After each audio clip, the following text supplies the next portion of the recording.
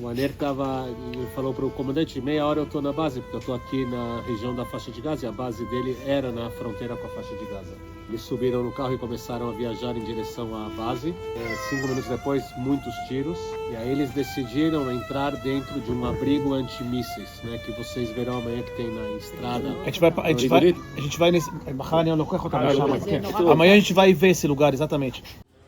Não, vamos só nós, quando está 4, 5, 6, a gente consegue se mexer? Nossa. 6 pessoas aqui. Ok. 28 pessoas aqui. Licença. E aqui, um herói. Aner Shapira. Vocês podem ver na foto aqui, quando vocês saírem, a posição dele. Que joga 8 granadas, que são jogadas aqui, 28 pessoas ali, até o tiro de um antitanque, um RPG explodir aqui e matar ele. Matar ele e arrancar a mão do Irsh, que foi sequestrado sem a mão. Vocês lembram dessa imagem? Tudo isso aqui são tentativas de tiros. Vamos... Bom, vocês estão vendo as pichações, vocês estão vendo o círculo com ponto? Está escrito ali, restos humanos no sofá. Vocês podem ver aqui os buracos de tiro. Isso é uma casa de jovens no kibbutz. Banheiro, chuveiro, cozinha, tá? Sala.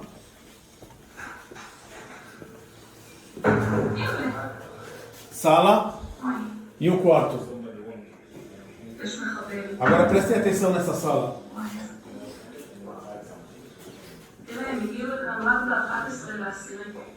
Pessoal, vem pra cá, depois a gente acende na saída. Pessoal, aqui nessa casa morava um casal, restos humanos no sofá. Esse é o sofá, essas são as fotos. Por que restos humanos no sofá? Aqui é o epicentro. Aqui jogaram uma granada, a granada explodiu. Olhem a sala. Olhem a geladeira. Ok? A granada explodiu. Olha o bebedouro. Os óculos da menina. Ok? Essa casa, a mãe transformou no museu. Olha o ar-condicionado, tudo do jeito que está. A mãe transformou no museu. Olha o estado da casa. Essas são as mensagens. E aqui é o quarto dele. Continuaram atirando aqui. E aqui é a mãe que entra. Você tem um vídeo, a mãe que entra na casa a primeira vez e encontra os restos da filha. E vocês podem ouvir no fundo os tiros da guerra.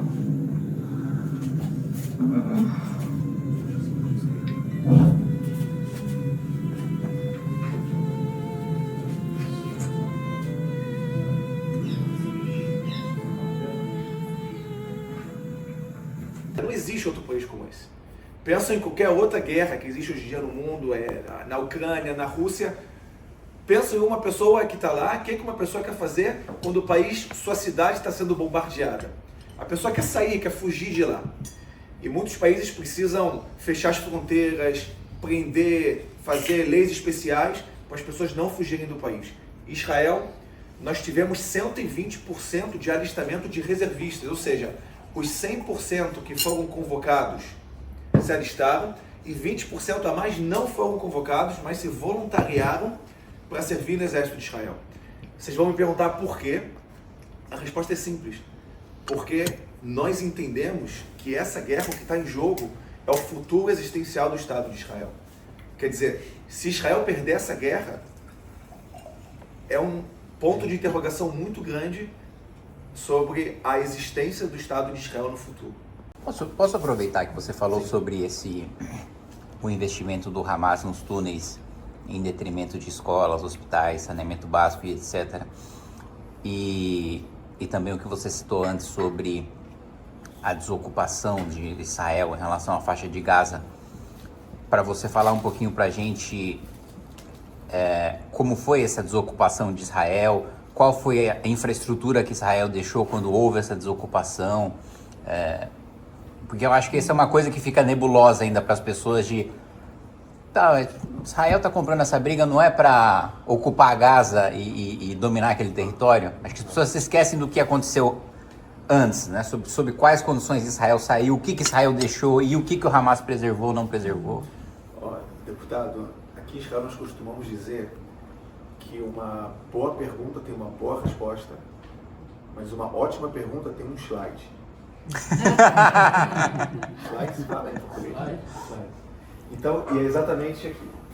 Eu entrei no ChatGPT e queria entender o que um estudante no Brasil quer saber o que o Hamas quer nessa guerra. O que o ChatGPT vai dar para ele. E tem muito a ver com a sua pergunta aqui. Qual o objetivo do Hamas na guerra? O Hamas procura resistir ao que considera ser a ocupação israelita dos territórios palestinos, particularmente da faixa de Gaza e da Cisjordânia.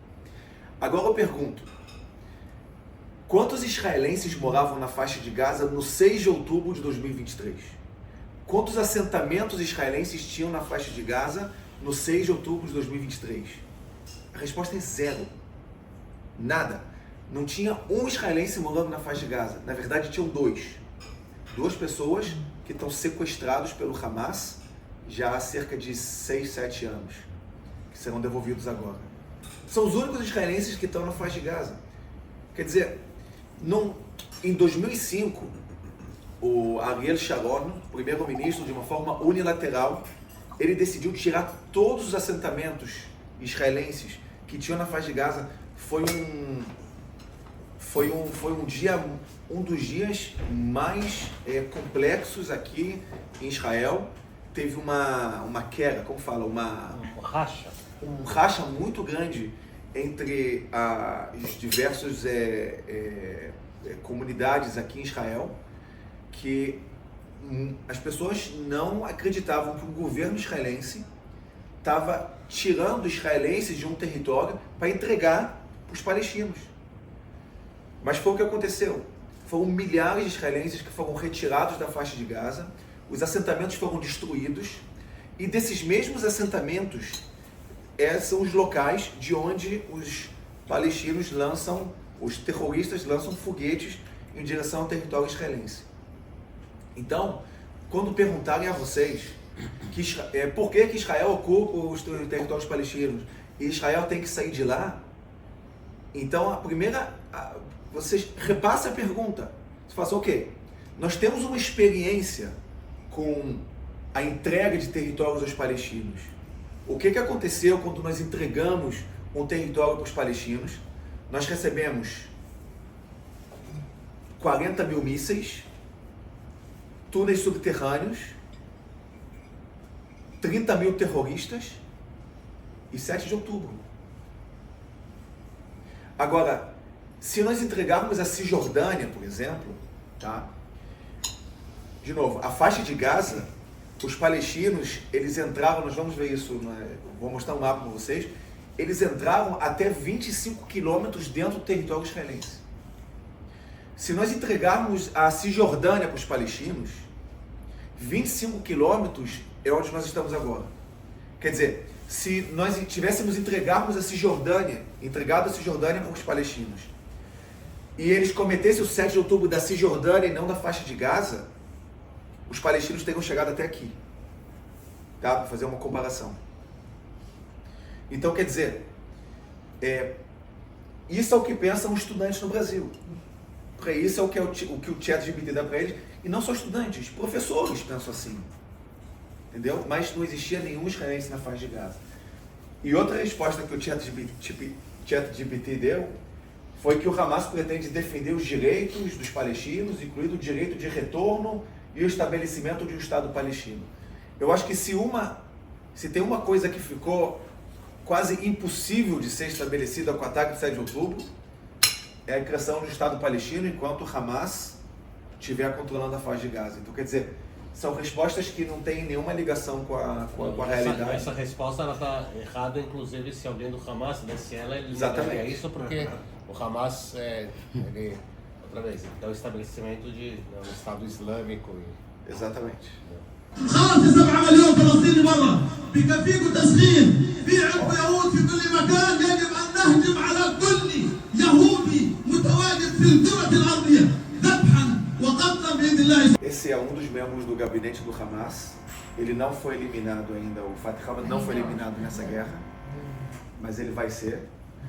E ele diz claramente que o objetivo é eliminar os judeus da face da terra. Esse é o objetivo do Hamas. Isso aqui é um dos primeiros terroristas que entraram em Israel. Ele assassinou 10 pessoas da mesma família, pegou o telefone de um deles, filmou, tirou foto, mandou pro pai, ligou pro pai e pediu pro pai olhar no WhatsApp do pai e ver os civis israelenses mortos. E eu quero que vocês veem, escutem a resposta do pai. O pai não disse: meu filho, sai daí, o que você está fazendo, volta para casa. O pai não disse pro filho: filho, você está matando gente. Não, o pai disse: glória a Deus, vai em frente, meu filho. Depois passou pro resto da família, vocês vão ver a família chorando de emoção. Hello.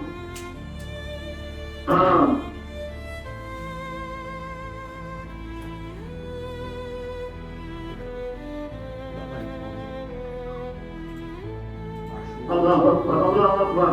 Rabbi yahdik ya Rab, Rabbi yahdik ya Rab, Rabbi yahdik ya Rab. Allah Akbar, Allah Akbar, wa lillahi alhamd. Allah Akbar, wa lillahi alhamd.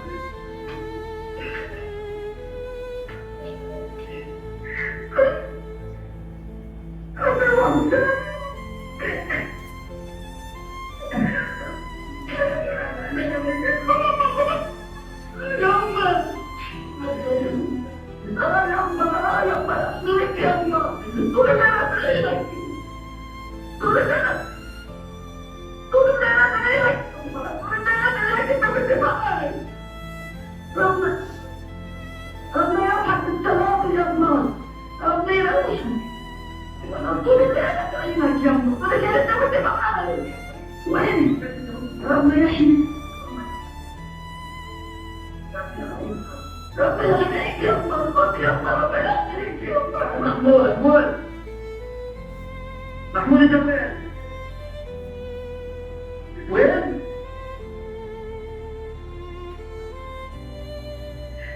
كنت عقبات؟ وانت مسكين؟ طبعا نظر خلص الكارثة جواتها انت خلص الكارثة جوا خلص الكارثة جواتها المنطقة كده جوا. طب كيف خلاص ارجعوا.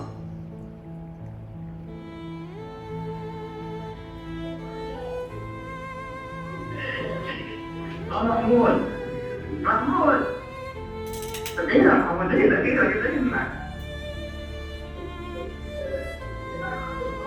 جوا دقيقة نعم يا رب يا رب. ربي يسعدك يا رب، يا رب. سمعت؟ مات. المحمود. عندك رواية؟ طيب أمان ترجع بالله عليك ترجع الظاهر. بقول له سنة. يلا محمود.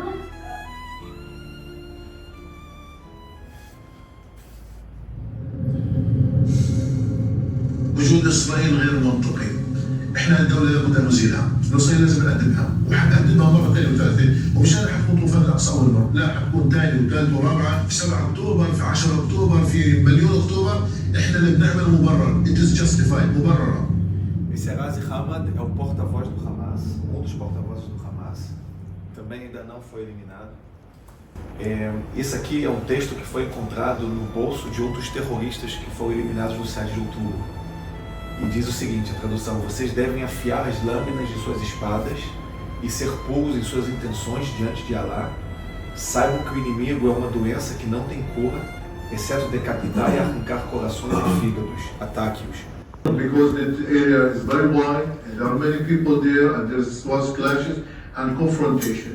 It's not confrontation, you invaded houses. Details what happened inside. But I can tell you that we didn't have any intention or decision to kill the civilians. How do you justify killing people as they sleep, families? How do you justify I want to stop this. Foi a única resposta que ele tinha para dar. Mas você vê a diferença quando ele fala com o público palestino, quando ele fala com o público internacional. Esse é um comandante da polícia, ele foi assassinado. Ele veio reto e o carro dele parou nessa árvore. Vocês estão vendo aqui? Tem um esquadrão antibomba verificando o corpo e a gente estava de pé, espalhados aqui. De repente a gente recebe uma rajada de tiros e a gente vê as balas. Foi aí que eu aprendi como você sabe de onde vem os tiros. Porque você vê as balas batendo na grama e a terra voando. Você sabe que a bala veio de lá. A gente tomou uma rajada aqui e instinto a gente se escondeu atrás do caminhão. Estou dentro da cabine, abaixado atrás da cabine do caminhão. E falaram pra gente que os tiros vieram da estação de polícia, que está logo ali à esquerda. Vocês estão vendo aqui, Carlos? Eu falei para vocês que a estação tinha sido ainda tinha sido dominada. Então falaram pra gente que a equipe de segurança, os policiais que estavam com a gente, aliás, a gente entrou com o esquadrão antibomba, a gente entrou com a polícia como é que fala? Exército. Não, polícia perícia e com uma equipe de combatentes de segurança que estavam segurando o perímetro. Quando a gente tomou os tiros, eles falaram pra gente: o primeiro instinto é você sacar e você entrou em combate, mas eles falaram que os tiros vieram de longe. Um mês depois do evento, a gente descobriu que tinham terroristas nesse prédio, na segunda janela de cima, à direita, que viram a gente e atiraram para matar. Só que eles atiraram umas rajadas e por algum motivo eles pararam de atirar e a gente voltou a operar, andar, atirar, buscar, carregar o corpo. Quer dizer, a qualquer minuto eles podiam ter saído na janela e continuar o que tinham começado. Ninguém se feriu aqui. Nesse dia, 2 dos policiais que estavam comigo, no mesmo dia, às 8 horas da noite, morreram. Numa emboscada que nem mais ou menos como essa. Olhem a parede da direita de vocês. Olhem o estado. Isso são tiros. Tá? Aqui morreu essa menina. Isso são os poucos vestígios que sobraram do 7 de outubro. Teve uma guerra aqui dentro. Tem uma coisa em Israel que não tem nenhum outro exército do mundo. Aqui o comandante sempre está na frente do pelotão. Os americanos, por exemplo, a partir de um certo patente, você não vai mais para a guerra, você manda os soldados para a guerra. Aqui não existe isso. Aqui o comandante sempre é ele que leva os soldados. Isso aqui tudo é novo. Ainda tem os vidros da estação velha que foram quebrados no chão. Aqui são os tiros, tá? Eles usam AK-47, tá? AK-47 é a famosa Kalashnikov, é 762.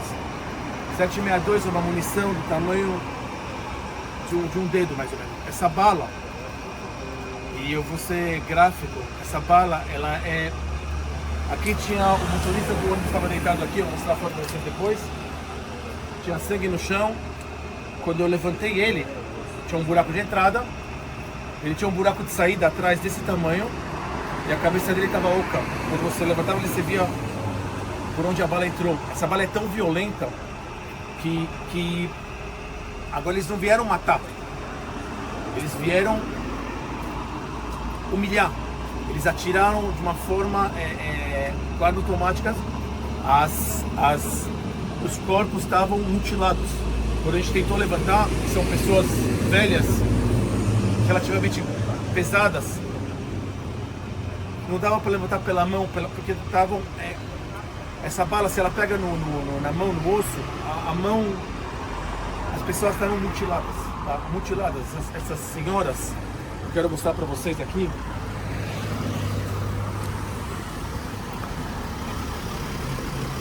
Essas senhoras que estavam aqui, olhem, agora colocaram essa placa, aqui tem um monte de buraco de tiro. Aqui é um tiro, olha os buracos de tiro, olha os tiros que pegaram aqui, ok? O que eles fizeram?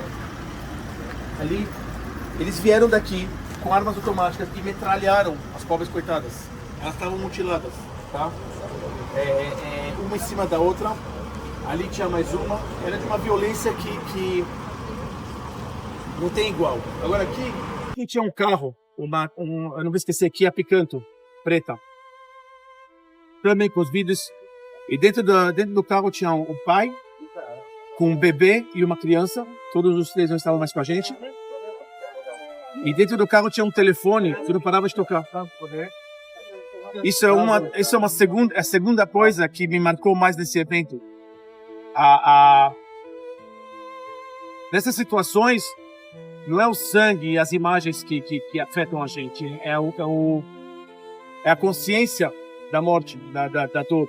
Você saber que tem alguém do outro lado da linha que não faz ideia ainda que a vida dela acabou. Tá? O telefone tocando. Eu nunca vou esquecer esse telefone tocando. E tivemos que pegar a família. Então, o pessoal tirou o pai, tiraram o bebê que estava atrás e falaram para mim, pega o menino. O menino estava sentado assim, amarrado, em cima de booster, né? Em cima de um pedaço de plástico assim, que tá alto. Eu tirei o cinto, levantei o menino. E quando eu levantei o menino, a cabeça dele estava leve.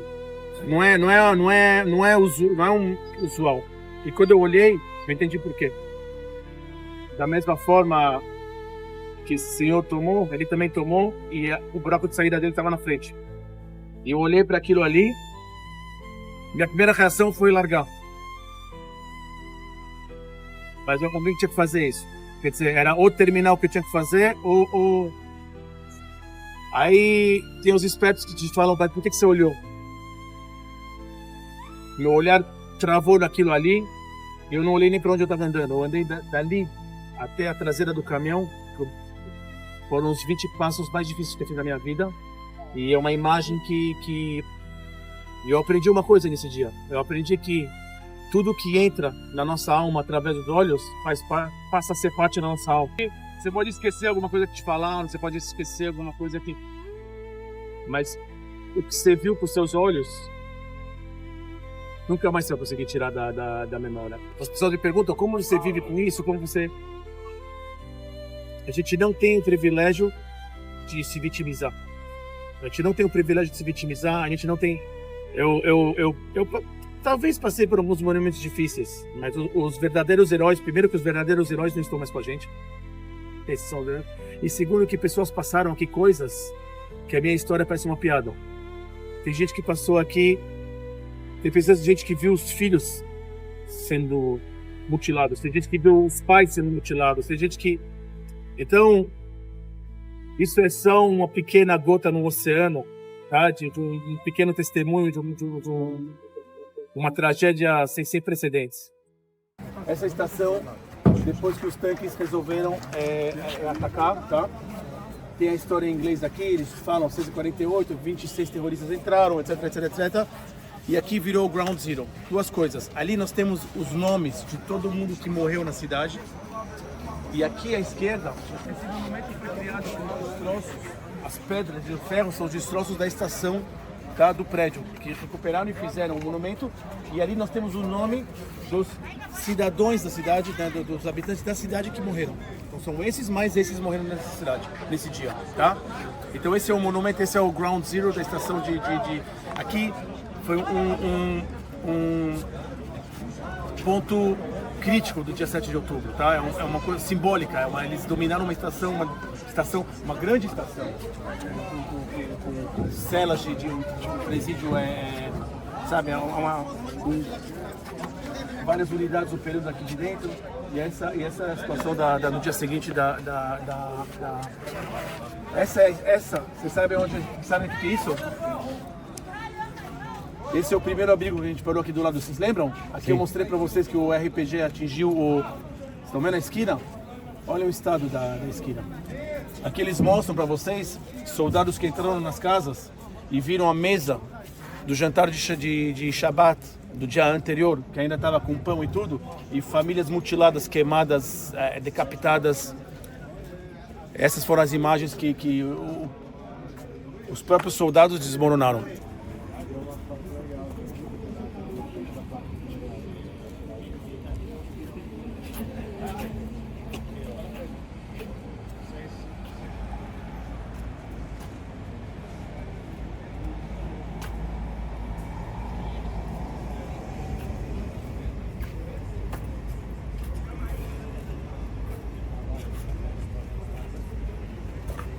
só a placa com o nome dos moradores de Sderot, aqui na fronteira com Gaza, com a faixa de Gaza, na verdade.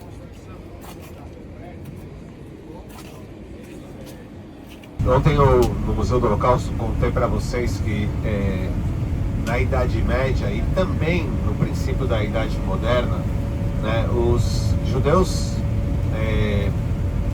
que também viviam na Europa e também viviam em outros lugares, na África, no Oriente Médio, eles não tinham, na grande maioria dos lugares, permissão para terem terras, serem donos de terras para agricultura, assim como estavam proibidos também de serem artesãos, também proibidos de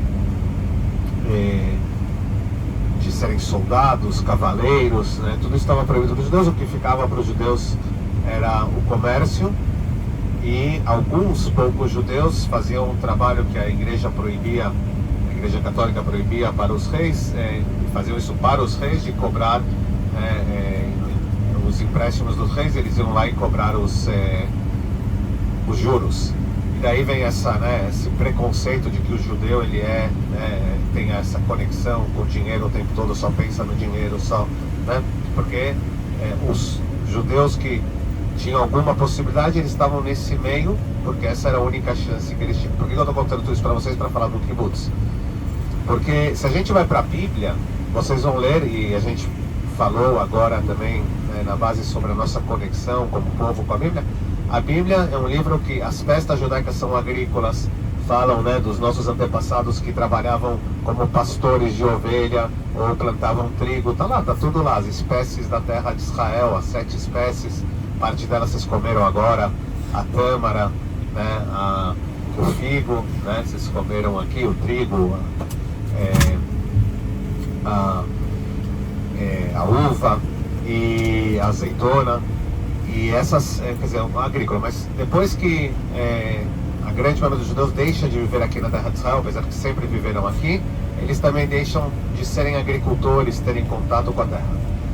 Quando surge o movimento sionista no final do século XIX, 1897, Theodor Herzl, que vocês conheceram, vem a ideia sionista. Agora não pensem, como vocês já sabem, um judeu, 10.000 ideias, né? Então, dentro do sionismo existem vários braços. Existe o braço do liberalismo econômico, existe o braço religioso, existe o braço também que se desenvolveu socialista. E o braço socialista foi muito importante ali, antes ainda da criação do Estado, quando o povo judeu já se organizou no movimento sionista para comprar terras aqui na terra de Israel, na época ainda que os turcos, o Império Turco controlava aqui, depois o mandato britânico, depois da Primeira Guerra Mundial. Só que o judeu não tinha o conhecimento esse de ser agricultor, quer dizer, você comprava a terra, você faz o que com a terra? Então, o movimento sionista socialista pensou nessa ideia de primeiro eles tinham como até ideologia, né, que o judeu voltasse a ser agricultor, obviamente ser operário, né, todo o ideal socialista. Mas eles entenderam também que esse trabalho conjunto era fundamental para isso dar certo. E o kibbutz foi uma ferramenta criada justamente para implementar essas 3 ideias. A ideia do sionismo, da volta do povo judeu para sua terra para criar um Estado judeu. סומצד, אוקיי, כן. תחנת דלק בכפר עזה. תחנת דלק בכפר עזה. E essa primeira ideia, né, a volta do povo judeu. A segunda ideia, a ideia de uma vida socialista, quer dizer, na sua terra, quer dizer, criaram uma vida socialista, cuidar socialista. E a terceira ideia realmente era de voltar, né, ao trabalho da terra, ao trabalho da agricultura, o trabalho também da agropecuária e da pecuária. E aí, o que é o kibbutz? Que o primeiro kibbutz foi criado em 1910, na região do Mar da Galileia, chamado Degânia. E a ideia foi justamente, em uma frase, dizer que a comunidade fazia assim: cada um dava o que podia, mas todos recebiam igual. Significa o quê? Vamos dizer, o Dani, né, um cara forte, bonito, podia cuidar da segurança do kibbutz, porque tinha problemas com a vizinhança. Então ele ficava na segurança. Oded, que aprendeu agricultura, foi lá plantar trigo, trabalhar trigo, que não é tão bonito, também não é flores. Eu fui lá por causa das voluntárias. Na segurança, a Sandra, né, alguém tinha que educar as crianças, os filhos desse pessoal. Então a Sandra foi lá educar os filhos do pessoal que está trabalhando. E eles também precisavam de alguém que preparasse as refeições para eles.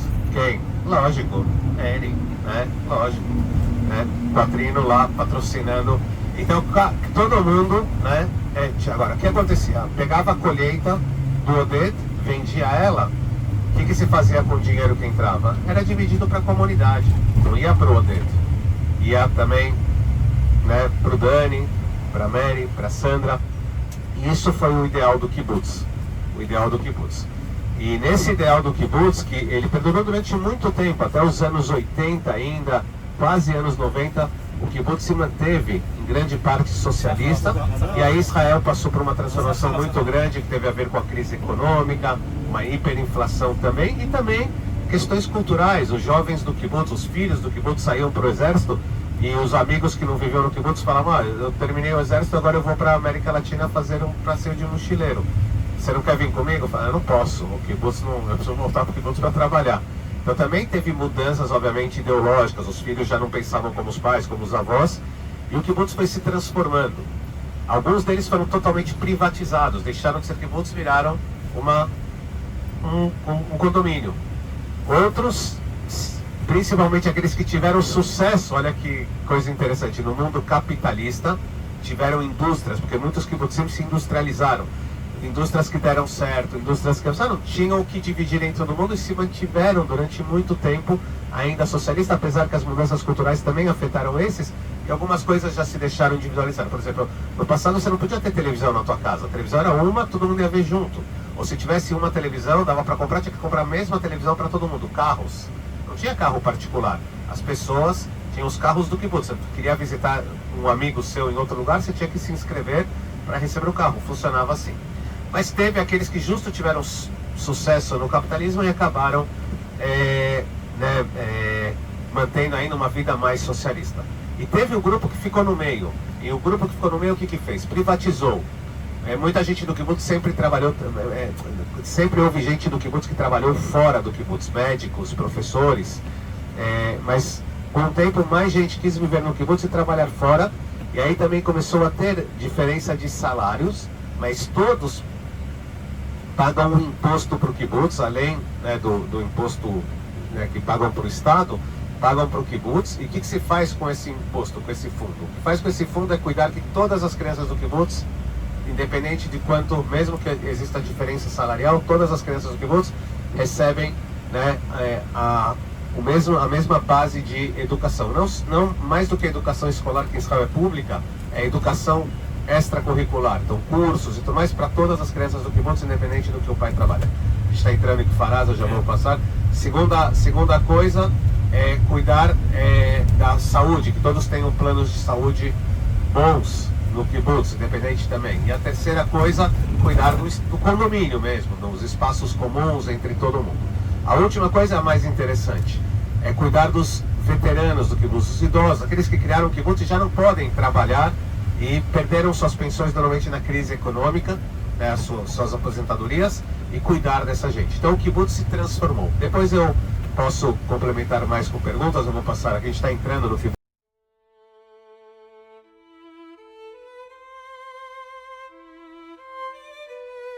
Aquele concreto, ali é Gaza, ok? E aqui, estão vendo essa linha aqui? Essa grade? Essa é Gaza. É essa grade que eles derrubaram com tratores e entraram, e com motos e tudo, picapes, e assim que eles invadiram. Agora tudo que vocês estão vendo ali é Gaza.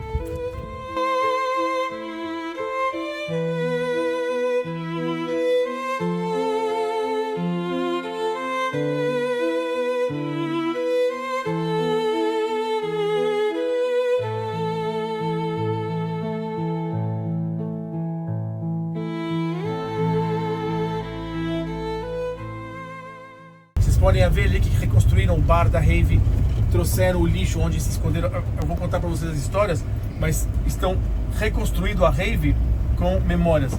Agora, Israel, árvore, natureza, representa a vida. Aqui era o estacionamento. Plantaram uma árvore em nome de cada vítima da rave. Estão vendo aqui os nomes das plantas? Isso aqui é o memorial natural dessa rave. Cada vítima recebeu uma árvore. Aqui era a grande pista de dança. Ali tinha uma segunda pista de dança, o bar pequeno, o bar grande onde está essa tenda e o pódio do DJ. 6h29, começam mísseis de Gaza. Gaza está logo ali, tá? A 4 km daqui, mais ou menos, começa a ver mísseis. Mísseis, todo mundo deita no chão. Eles veem a intensidade dos mísseis, mais ou menos 6h29, 6h35. A polícia resolve fechar a rave. Pessoal, a festa acabou, todo mundo para casa. 1.200 carros estacionados ali, tem que ir embora. Lembrando que isso aqui é uma rave, tá tudo fechado em volta. Tem que sair pela saída que você entrou. Não pode cerca de 2 metros. Enfim, o pessoal começa a ir embora. Muitas pessoas foram pegas nos carros, no caminho. E muitas pessoas que estavam sob efeito de droga ou tinham bebido álcool, 6 da manhã, falaram mísseis. Eu vou esperar daqui meia hora, vai acalmar o trânsito, daqui uma hora vou pegar o carro e vou embora. Né? Não tem pressa agora, então mísseis, o míssil não vai cair na minha cabeça, tá? Uma coisa, a gente está em cessar-fogo e não tem perigo, aqui a gente tem 7, 10 segundos, tá? Se vocês ouvirem um alarme, tem um abrigo aqui, tem um abrigo aqui, tem um abrigo aqui, vocês largam tudo que vocês estão fazendo e vocês correm para o abrigo. A gente está em cessar-fogo, não deve acontecer nada, mas é bom saber. Bom, o pessoal que fica dentro da rave resolve esperar. 7h20 começam a chegar os depoimentos de tiros. Os policiais que estavam fazendo a segurança da rave são chamados para lutar na estação de polícia de Sderot que a gente viu. Então os poucos policiais que estavam armados aqui abandonaram esse site e foram lutar lá. E começam a voltar os jovens na rua com questão do tiro. E os terroristas passam um cara com paraglider, né, com o negócio, avisa, e começam os terroristas a vir a pé daqui. Mais ou menos 8 horas, eles chegam no site. Aqui ainda tem centenas de jovens. A produção, quem trabalha no bar, quem trabalha no pessoal da música, da iluminação, aqui tinha uma ala assim, com bancas de artistas, pintores, caras fazendo bijuteria, sabe? Era um festival de amor, um festival de alegria. E começa o massacre, tá?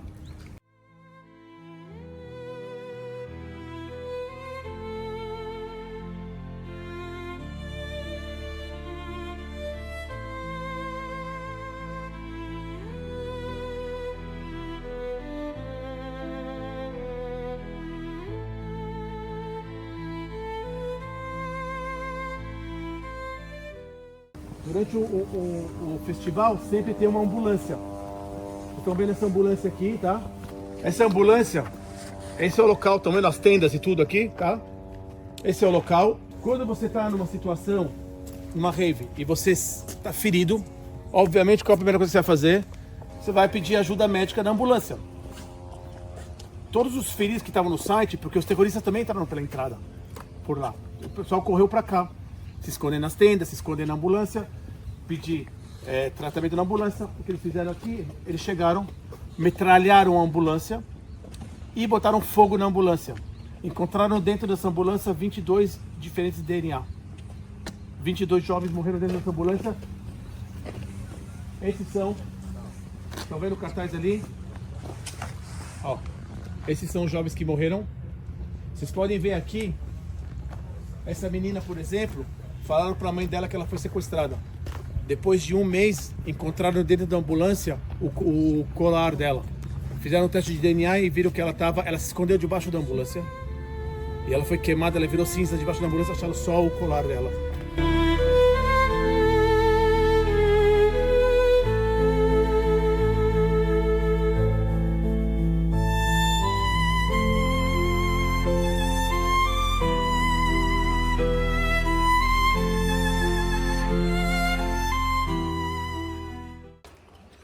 What happened here is the rocket hit here. It was a rather small rocket, not a big one. But because the gas system is over here and it's very close by, the firefighters got here within 5 minutes. but they could not do anything because of the gas system and the fear of a big explosion. So basically the fire consumed the entire apartment building. There are 16 apartments that look exactly like this, that are completely burned. You can look just one house to the left, how it looked before and how it looks now. If you really look closely, also the other house is damaged. There is a broken window. If you really look at, there are some splinters on the walls. We talked about the human element behind the war and how every family is a story within itself. This is an example of 16 families that don't have home to return to. They can receive a better apartment, someone will rebuild it or whatever, but this is still home for them, and they won't have a home to return to.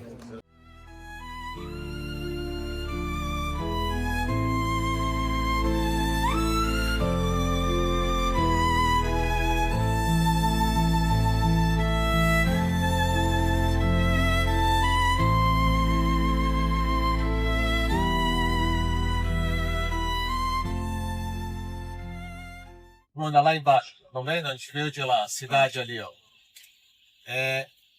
O que acontece é o seguinte, tanto em 78 o Egito como em 93 a Jordânia, e o que eles passaram para o Estado de Israel é que esses territórios deveriam ser negociados com os palestinos, quer dizer, já tinha, também porque houve uma transformação do mundo árabe, de uma visão de pan-arabismo, que era o mundo árabe como, né, uma grande nação, para uma questão nacionalista mesmo, né?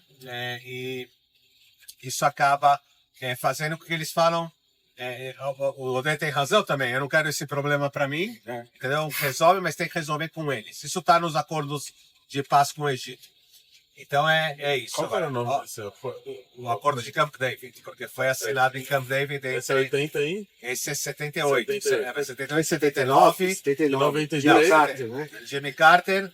Anwar Sadat, que foi assassinado pela Irmandade Muçulmana no Egito. O radicalismo no Egito, e Menachem Begin, primeiro-ministro de Israel. Eu, quando nasci, morava numa cidade que chamava Yamit. Exato. Yamit é uma cidade ao sul de Gaza, na península do Sinai, no mar Mediterrâneo. Era uma cidade paradisíaca, quando Israel conquistou, para jovens casais, com casas na beira do mar. Meu pai tinha um barco, ele ia pescar, não tinha, sabe, era aquele kibbutz, tudo aberto.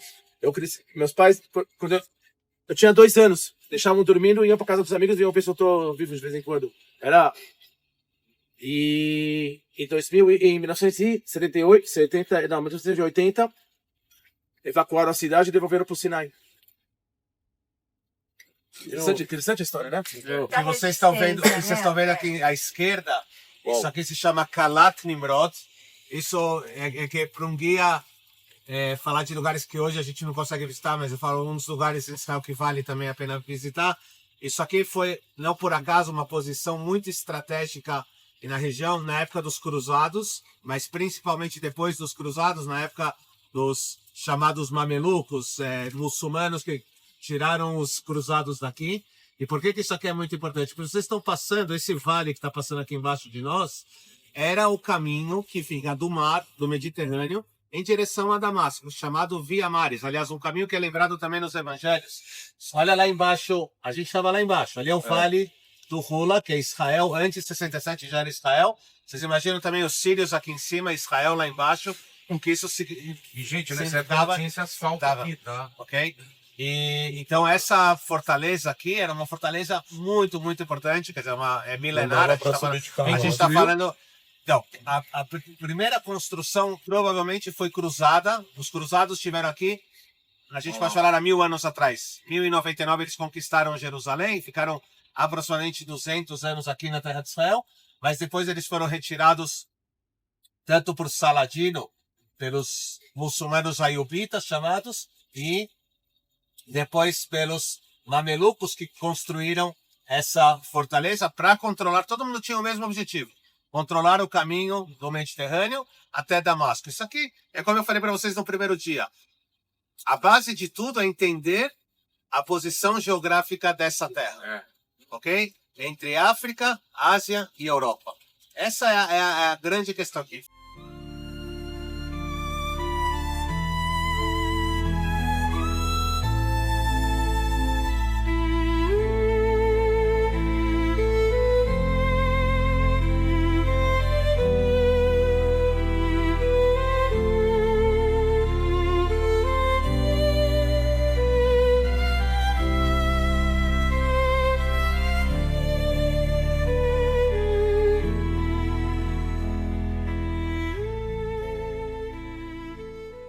Ó, esse lado aqui é tudo Síria.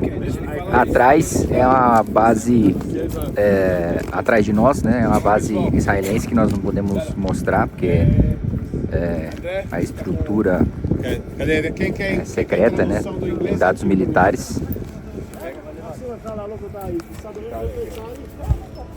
Olha o que tem aqui. Olha o cemitério de bala aqui, ó. Síria pra cá, Líbano pra lá,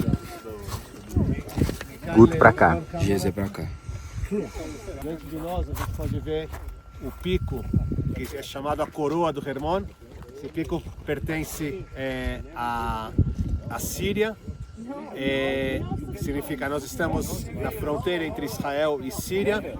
A gente pode ver para aquele lado, né, que é a região sudeste, a gente pode ver o chamado Golan sírio, e do outro lado da montanha, já em cima, já está a fronteira com o Líbano, que a gente está aqui numa tríplice fronteira, né? É um lugar. Vocês podem ver aqui as crianças, como o Dolan fala, os filhos da nossa cidade, né, que foram assassinados quando estavam no sábado à tarde jogando futebol aqui, e o míssil que foi enviado para cá pelo grupo terrorista Hezbollah atingiu e assassinou essas crianças. Vai mostrar pra gente, agora a gente vai entrar no campo, ele vai mostrar aonde caiu o míssil, tá bom? אז זה היה הכיוון הטיל ששוגר על ידי ארגון הטרור חיזבאללה מלבנון. הוא פגע ממש בנקודה הזאת.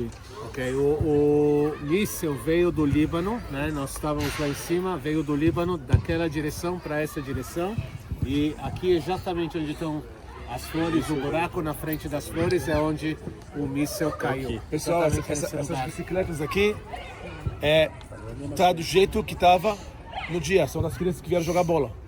As quadriciclos, as bicicletas, eles não tocaram em nada aqui. Olha a potência, olha a grade, derreteu, olha a potência tinham crianças aqui.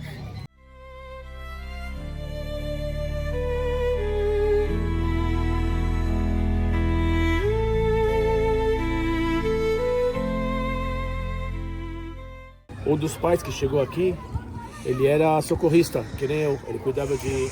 Ele chegou aqui e a primeira criança que ele chegou, a filha dele, estava morta. Ele cobriu ela e continuou cuidando das outras crianças. Ele encontrou, ela foi a primeira criança que ele viu. O que aconteceu aqui é que tem muito poucos segundos, o Líbano é atrás dessa colina. Quando tocou o alarme, as crianças que estavam jogando no campo, para onde elas correram? O abrigo. E onde caiu o míssil? Elas estavam todas se concentraram aqui para essa porta para correr para o abrigo, como elas estão acostumadas. O míssil pegou todas elas concentradas aqui. Teve crianças que sobreviveram, que estavam espalhadas no corpo, mas a grande concentração de corpos era aqui, porque todas as crianças estavam correndo para o abrigo e foram pegas, não conseguiram chegar. Um morreu na porta. Tá, vocês podem ver os estilhaços na parede ali. Um morreu na porta, dois conseguiram entrar, se salvaram. Mas é uma questão de segundos. Uma das crianças, o pai dela está aqui atrás da gente, simplesmente desapareceu. Quando caiu o míssil, não acharam o corpo, não acharam a criança. E só depois de 2 dias que entenderam pelo DNA que ela recebeu, o míssil caiu em cima dela. Então, não sobrou nada, evidente. O pai dela está aqui, abaixo dela. אבא של ג'יווארה, לילד קוראים ג'יווארה. אני מספר להם את הסיפור, levou 10 dias para entender com o DNA onde estava o filho dele. Então ele falou que eram 2 dias de... Você não entende, você não consegue imaginar, a realidade é maior que qualquer imaginação. ג'יווארה אהב את ריאל מדריד. ריאל מדריד, והוא גם באותו זמן היה ברזילאי. כל הזמן עם נבחרת ברזיל, כל הזמן. אם אני מראה לך את התמונות שלו... O filho é apaixonado pelo Real Madrid, vocês podem ver aqui na foto, tá com a camisa do Real Madrid, né? O pai também tá com o Real Madrid, e a outra coisa é que é apaixonado pela seleção brasileira. E ele se vestia... Pessoal, olha isso. Pode falar pra ele que ele vai ganhar a camisa da seleção brasileira. Olha pra ele. o filho dele. הוא ייתן על לך החמיזה. עכשיו מתנה, חולצה של נבחרת ברזיל. תודה. ממש תודה לכם. אנחנו ממש מעריכים לכם את זה. Os, ou não, conhecem, né, o caminho da cruz que se encontra, está nos evangelhos. O que não se encontra nos evangelhos é as estações. Não está escrito nos evangelhos primeira estação, segunda estação, que você sabe que isso tem uma força muito grande no catolicismo, inclusive praticamente, se eu não me engano, em todas as igrejas você tem numerado, né, as 14 estações da Via Crucis. E como eu falei, os evangelhos nos contam, né, o caminho da cruz, inclusive nos contam sobre essa passagem que vocês estão vendo aqui na quinta estação, quando Simão, o Cirineu, né, um judeu que veio passar a Páscoa judaica aqui em Jerusalém, como milhares de judeus fizeram, quando vê Jesus trazendo, né, a cruz da crucificação, ou né, carregando aqui, depois de ter sido aqui atrás, onde hoje em dia temos talvez alguns resquícios subterrâneos do que se chamava Fortaleza da Antônia, que muitos acreditam ser o lugar do pretório, onde Pilatos condenou Jesus, flagelou Jesus e deu início à Via Crucis. Então, quando ele chega aqui, Simão Cirineu ajuda ele na subida que vai terminar no Calvário, tá certo? Esse é o caminho que nós vamos fazer. Agora, da onde vêm as estações? Né, essa questão de numeração e estação, isso é algo que começa, uma liturgia que começa na época dos cruzados, significa 1000 anos atrás, e obviamente os cruzados a criam com o objetivo de que os peregrinos tivessem mais uma, né, vamos chamar experiência religiosa aqui, e aí, né, a primeira e a segunda estação, então aqui atrás são a flagelação de Jesus, a tortura de Jesus e a condenação por Pilatos, né? Quando Pilatos também lava as mãos, né?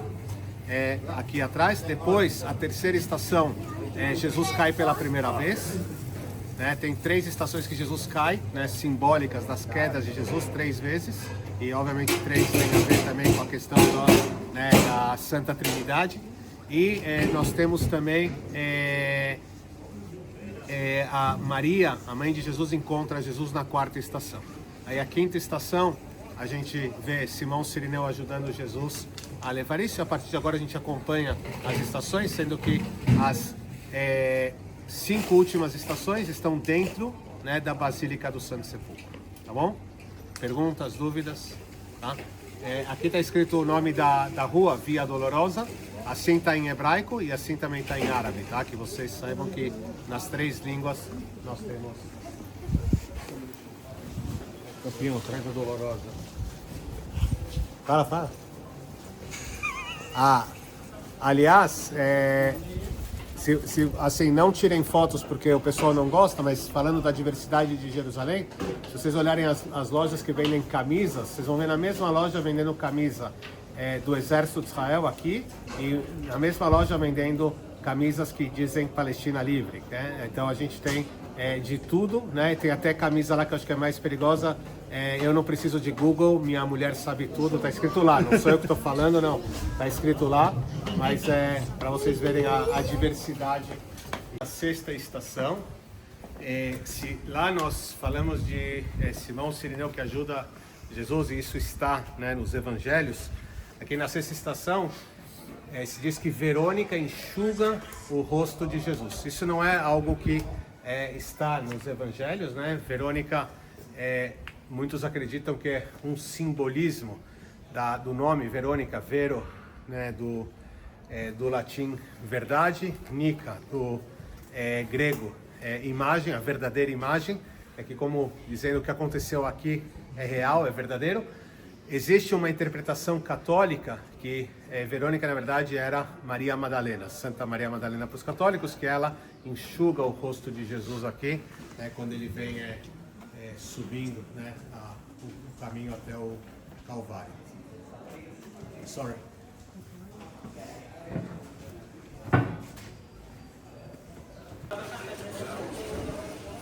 Sétima estação, né, Jesus cai pela segunda vez. O que é muito importante nessa estação é que, na época de Jesus, a gente tem que entender que Jerusalém, nesses milhares de anos de história, a cidade foi mudando. A localização é a mesma, mas o perímetro da muralha mudou.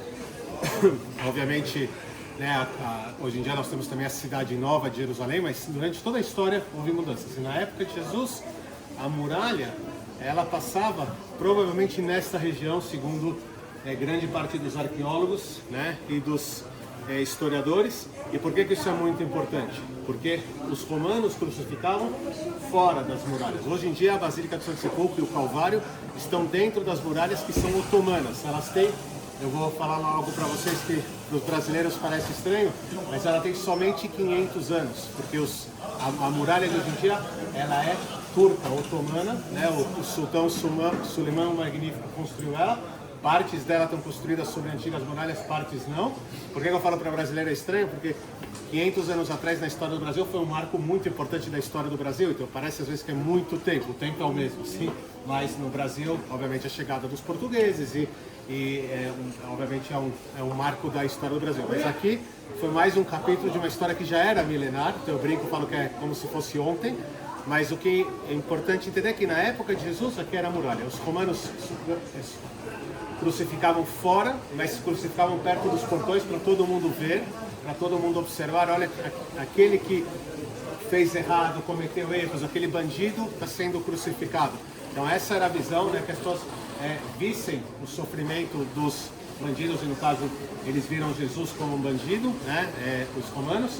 E a outra coisa que está escrito nos evangelhos, e a gente vai ver isso claramente dentro da Basílica, que do lado do lugar da crucificação, um judeu muito rico chamado José de Arimateia tinha um sepulcro e ele ofereceu novo, e ele ofereceu esse sepulcro para Jesus, né? Os judeus também sempre sepultavam fora das muralhas, nunca dentro da cidade, sempre fora, por questões de purificação, mas também questões de espaço e obviamente higiene também, coisas que eram feitas fora. Então isso é importante. Sim. Os portões foram refeitos pelos otomanos? Sim, os portões foram refeitos pelos otomanos. A grande maioria deles, inclusive, não está exatamente nos lugares onde estavam os antigos. É isso. Jerusalém vai se transformando. A magia continua, mas existem transformações na cidade. Tá certo? Oitava estação, né? A gente estaria na época de Jesus, a gente já estaria fora das muralhas da antiga cidade, do lado de fora. E a oitava estação lembra que as mulheres de Jerusalém choram por Jesus. Elas estão chorando por Jesus e é um marco que vocês veem aqui na oitava estação. Eu levo vocês também na questão histórica e tem que imaginar que tudo que vocês estão vendo para cá, para esse lado, na época de Jesus não existia, né? Isso aqui era um descampado, né, com colinas que tinham aqui, e na verdade aqui, se a gente segue nessa direção, a gente vai dar a volta agora, mas se a gente seguir nessa direção, a gente daria no Calvário, certo? Então é para vocês entenderem. Pergunta? Okay. Nona estação é a última estação que está fora da Basílica do Santo Sepulcro. A partir da nona estação, todas as estações vão estar dentro da Basílica do Santo Sepulcro. A nona estação é Jesus cai pela terceira vez, né? A partir desse momento, a gente já, Jesus está já se aproximando do Calvário, que está aqui do nosso lado esquerdo. Como eu falei para vocês, a gente tem que imaginar. Isso aqui tudo não existia, inclusive, obviamente, a igreja não existia, era um descampado, uma colina de pedra, a gente até vai ver o que era, né? As pedras estão ali do lado do altar da crucificação, e era um descampado, né? Onde a gente estaria fora da cidade de Jerusalém. Tinha uma pedra em formato de caveira, por isso que tinha o nome do... A pergunta é sobre o porquê que o Calvário, né, em latim é caveira, e em hebraico é Gólgota. Né, com os detalhes da construção ainda cruzada. O que é interessante é que se vocês olharem para o lado direito, lá em cima tem uma escada de madeira, vocês estão vendo ali? Essa escada de madeira está aqui há mais de, hoje em dia, quase 150 anos, tem fotos, né? Claro que ela é cuidada e tudo mais, e ela é o símbolo desse status quo que eu falei para vocês. Por quê? Aqui tem várias versões, mas a versão talvez mais aceita é que essa escada, ela estava aí na época que os otomanos se encontravam aqui, né, o Império Otomano. Eles cobravam impostos muito altos tanto dos judeus para fazerem suas orações no chamado Muro das Lamentações, como também dos cristãos nos seus lugares sagrados. Então, isso fazia com que também, por exemplo, no caso do Santo Sepulcro, onde também monges moravam, qualquer pessoa que entrava, o produto, comida, água que entrava, era cobrado imposto, ok? Vocês sabem que não gosta dos turcos e menos ainda de pagar impostos no geral também, toda pessoa nesse sentido, mas os armênios decidem fazer um caminho paralelo para levar com a escada. Eles falavam que estavam fazendo como uma reforma a igreja da Armênia e levavam mantimentos, comidas e também monges para dentro para ajudar a sua comunidade, certo? E quando faziam isso, né, justamente se assinou o acordo do status quo no início do século XIX. E isso fez com que a escada ficou aí como símbolo do status quo. Ninguém pode tirar ela daí, porque o que estava, estava. E dessa maneira, nada foi visto. A gente vai entrar na igreja, vamos subir à direita para o Calvário. A gente está subindo o Calvário, né, a colina do Calvário. E lá nós vamos ver, eu aponto para vocês a 10ª estação, o lugar onde as roupas de Jesus foram leiloadas, tiradas. Jesus é humilhado, né, pelos soldados romanos. 11ª estação vai estar bem à nossa frente, na capela da crucificação, onde Jesus é pregado na cruz. Ele foi pregado como os outros foram pregados no chão, depois a cruz era levantada. E vamos ver a 12ª estação, que aqueles que quiserem podem se abaixar e tocar no local que se acredita estava fincada a cruz na colina do Calvário, que é o local onde Jesus morre por todos os homens. Depois a gente vai descer e vamos ver a 13ª estação e a 14ª estação, que é o sepulcro, né, que vocês também poderão entrar para ver o sepulcro.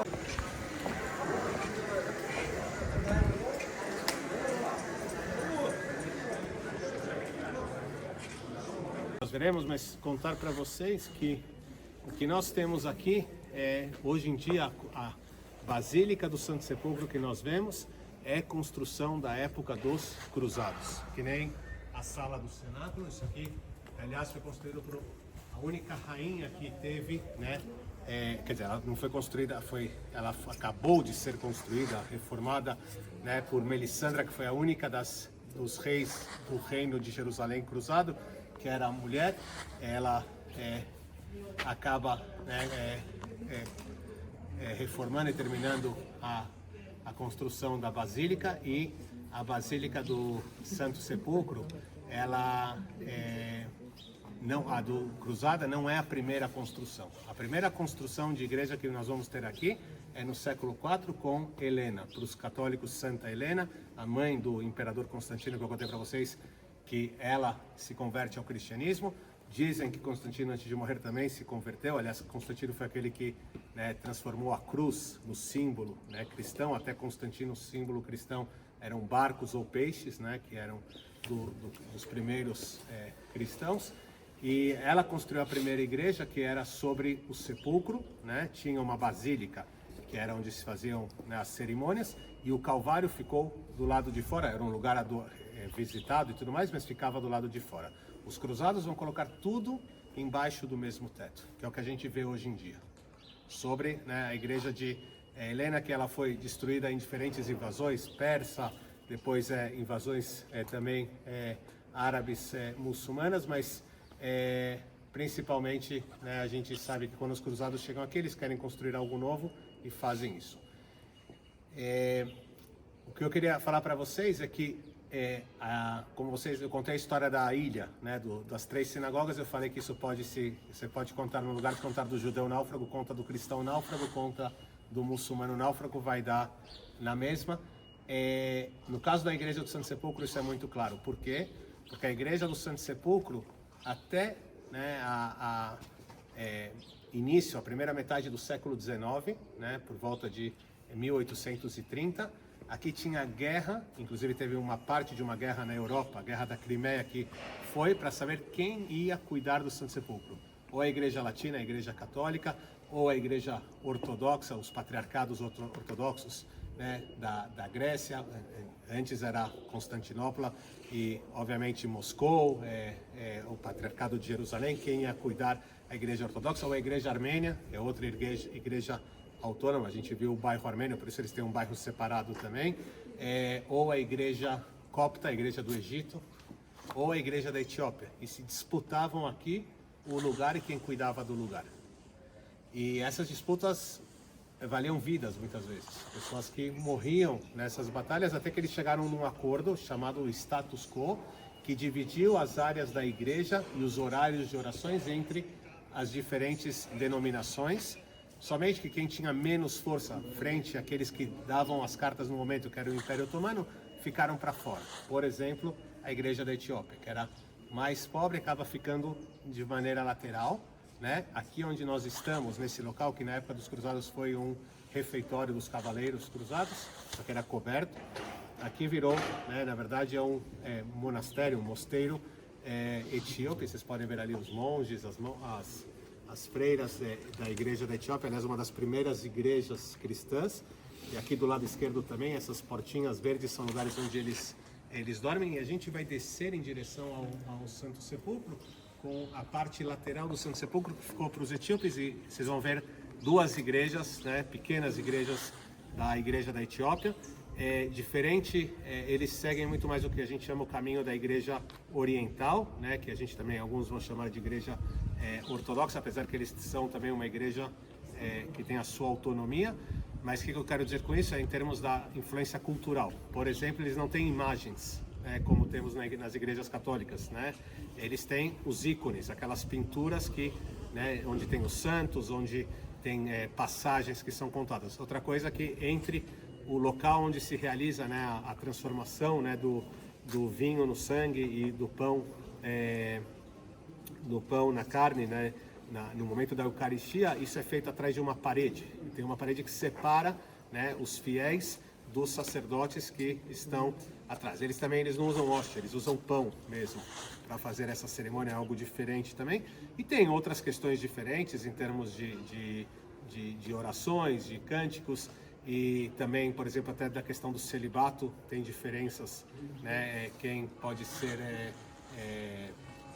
padre, quem pode ser sacerdote, não sempre existe a questão do celibato necessária. Então, para vocês saberem que tem essas diferenças, isso vale também para a igreja da Etiópia, vocês vão poder ver isso.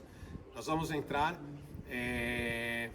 entrem com cuidado nos degraus, e cuidado a cabeça também na entrada, ela é bem baixinha, tá? Principalmente quem é um pouco mais alto, e podem tirar fotos lá, só vejam o local, depois se tiverem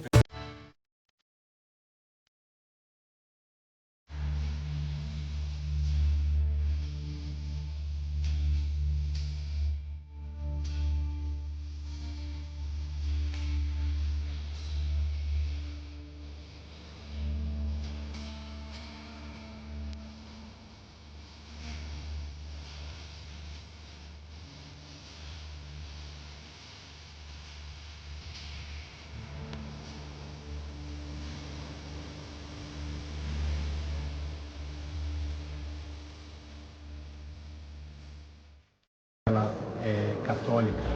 Do outro lado aqui também é católico, o local onde as roupas de Jesus foram leiloadas. 11ª estação aqui, onde Jesus é crucificado. E ali no altar, aqui é católico, ali já é ortodoxo. E vocês verão ali a pedra original da colina do Calvário. E ali vocês podem se abaixar embaixo do altar, podem se abaixar e colocar a mão e tocar no local onde se acredita que a cruz estava fincada, e é a 12ª estação. Jesus, na crença cristã, morre por todos os homens, sim?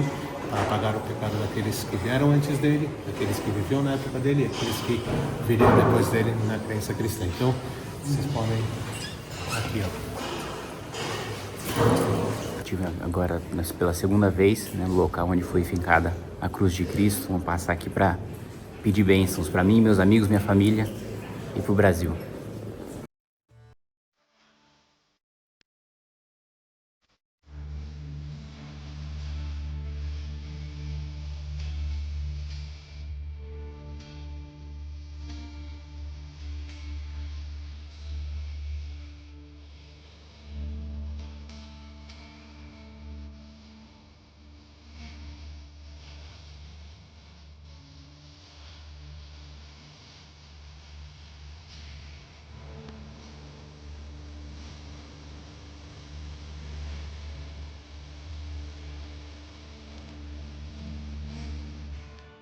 estão vendo que está em obras, eu acho que a questão da eletricidade tem a ver com isso. Mas aqui nós estamos embaixo, né, do Calvário. Estamos embaixo do Calvário, onde vocês estiveram em cima, onde a cruz foi fincada e onde Jesus morre na crença cristã por todos os homens. E na crença cristã, quando Jesus morre na cruz, o sangue dele abre, né, uma fenda na terra, que a gente se diz que é essa fenda que nós vemos aqui. O sangue dele vai chegar, né, no esqueleto do primeiro homem e da primeira mulher, Adão e Eva, e seria a forma de se pagar o pecado original, né? Como obviamente a crença cristã diz, Jesus morreu na cruz para pagar o pecado de todos os homens. Então, essa capela que a gente está vendo aqui ortodoxa se chama a capela do primeiro homem ou a capela de Adão. Quando a gente sair lá fora, vocês vão ver uma pedra no chão, uma pedra que na verdade ela está cobrindo outro lugar que se acredita ou se diz que ali o corpo de Jesus foi purificado. Para o judaísmo até hoje, todo o processo, quando você vai enterrar morto, uma das coisas mais importantes é o respeito ao morto, e todo esse processo de purificar o corpo, cobrir o corpo, que seja enterrado com respeito e purificado, é muito importante. Na época de Jesus isso era chamado também de embalsamado por causa do bálsamo, mas também o motivo para isso também é muito importante de saber, que o corpo não era, no caso das pessoas ricas na época, não era enterrado. O corpo era colocado dentro de uma caverna, um mausoléu, que era feito, e sobre uma cama de pedra, e depois de mais de um ano se vinha, pegavam os ossos, limpavam a carne que ficou, e isso era colocado dentro de uma urna. O suário que era colocado numa sala dentro dessa mesma caverna. Assim era feito. E a grande pergunta é por que as pessoas pobres eram enterradas assim na terra? Mas Jesus era rico? Jesus provavelmente não era rico, mas está escrito nos evangelhos que José de Arimateia, que era um homem muito rico, um judeu muito rico, cedeu o túmulo da sua família, que era novo, que ninguém ainda tinha sido colocado nele, para Jesus ser sepultado. Então, quando a gente fala que o corpo foi embalsamado, também tinha a questão de as pessoas vinham velar o corpo, que aliás é outra coisa muito interessante, a gente fala velar até hoje em dia. Da onde vem velar? O que significa velar? Não é acender só vela, era acender vela com incenso, por causa do cheiro no corpo. Daí vem a questão de velar. E as mulheres que vieram no domingo velar o corpo, porque no sábado os judeus não têm a tradição de ir ao cemitério, quando elas foram, elas vieram velar o corpo. Na crença cristã, claro, o túmulo estava aberto e Jesus foi anunciado que ele ressuscitou. Bom, a gente vai sair. Esse era o local onde estaria essa cova, essa gruta e mausoléu que tinha José de Arimateia, que já desde a época de Helena, na primeira igreja, no século IV, já deixou de existir. O que se manteve é a cama de pedra onde o corpo de Jesus foi colocado. E quando vocês entrarem na segunda sala, do lado direito, vocês vão ver, está coberta com mármore e também com vidro, porque para proteger o que os peregrinos levavam pedaços, para eles chegando nesse lugar mais importante. Então, na segunda sala, do lado direito, quando entrarem, era o local que estava dentro de uma gruta e era a cama onde o corpo de Jesus foi colocado, então na crença cristã, onde Jesus ressuscitou. A sala é chamada Capela do Anjo ou Capela da Anunciação, porque quando as mulheres vieram no domingo, você tem o anúncio, da ressurreição de Jesus a Maria Madalena. Alguns dizem que foi um anjo, por isso Capela do Anjo, outros dizem que o próprio Jesus ressuscitado traz para ela o anúncio da ressurreição. Então vocês podem entrar lá dentro, eles pedem para não tirar fotos, às vezes eles são um pouquinho sensíveis, os monges ortodoxos, fiquem à vontade, podem traficar aqui, vou entrar por aqui.